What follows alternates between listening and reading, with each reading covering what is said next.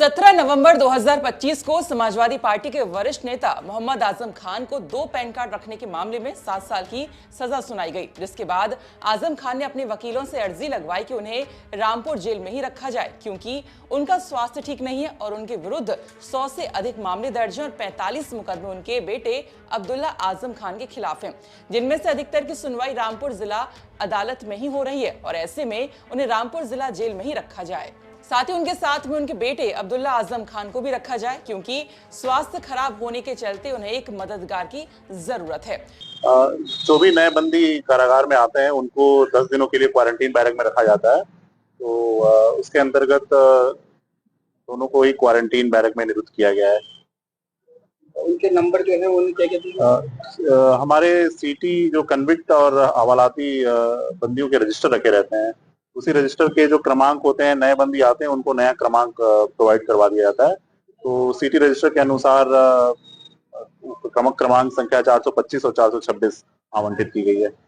रामपुर की MP MLA विशेष न्यायाधीश शोभित बंसल ने दोनों पक्षों के तर्क सुनने के बाद फैसला सुनाते हुए रामपुर जेल अधीक्षक को आदेशित किया है कि आजम खान के विरुद्ध अनेकों मामलों की सुनवाई रामपुर में होनी है और इसीलिए आजम खान को और उनके बेटे अब्दुल्ला आजम खान को रामपुर जेल में ही रखा जाए और बिना न्यायालय की अनुमति के उनको रामपुर से बाहर दूसरे जिले में जेल में नहीं ट्रांसफर किया जाए।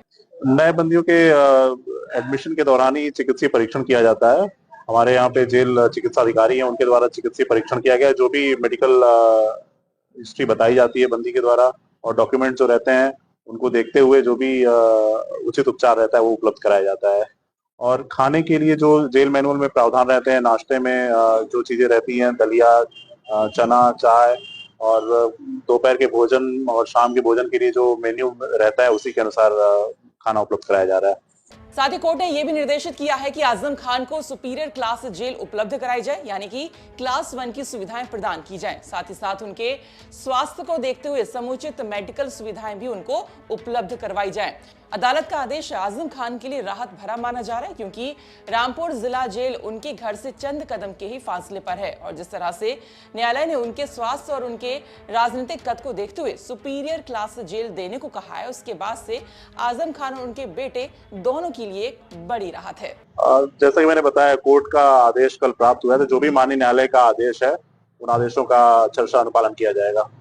तो क्या सर, इसमें आजम खान जब यहाँ आए थे तो क्या उन्होंने कुछ अपनी बीमारी को लेकर कुछ जानकारी दी गई थी? मेडिकल जो भी डॉक्यूमेंट्स होते हैं वो एक यहाँ पे मेडिकल ऑफिसर के द्वारा उनको मेंटेन किया जाता है।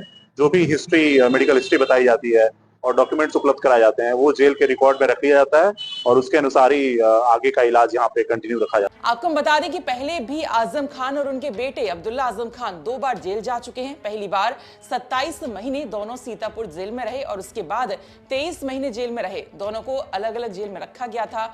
आजम खान थे सीतापुर जेल में और उनके बेटे अब्दुल्ला आजम थे हरदोई जेल में।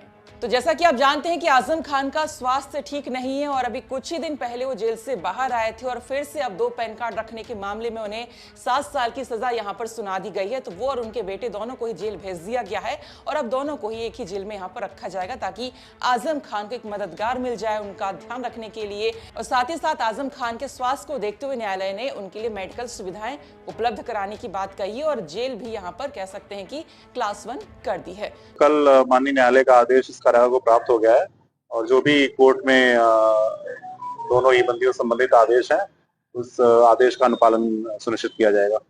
अगर आप ये वीडियो YouTube पर देख रहे हैं तो हमारे चैनल को सब्सक्राइब करें और बेल आइकन को दबाना ना भूलें। अगर आप Facebook पर ये वीडियो देख रहे हैं तो हमारे पेज को लाइक करें।